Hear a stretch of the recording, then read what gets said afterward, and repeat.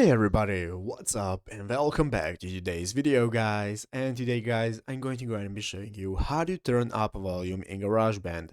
This is a very simple thing to do, so make sure to watch this quick and easy video till the very end and follow my steps correctly so you can make sure that this works the same for you and you can do this yourself.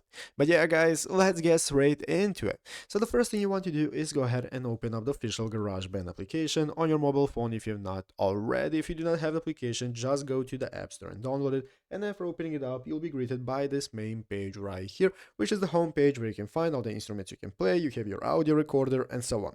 So let's go ahead and see how we can get started with turning up the volume of our tracks. What we want to do first is go ahead and open up the audio recorder right here, which is going to open up this new recording menu where we can get started recording, as you can see. And what we can do is go right here into the upper left corner. So in the upper left corner, we can click on this edit mode. That's going to open up this mixing menu where I can find all the tracks that I have. As you can see, I have my audio recorder right here, got a grand piano, I have added the drums and so on.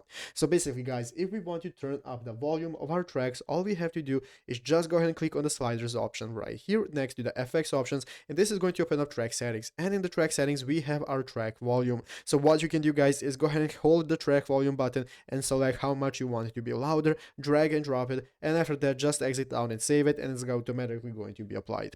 But yeah guys, basically that is it, how to do it. So I hope this video was helpful. If it was, make sure to leave a like, subscribe to the channel. So you guys, thank you for watching, take care, and bye.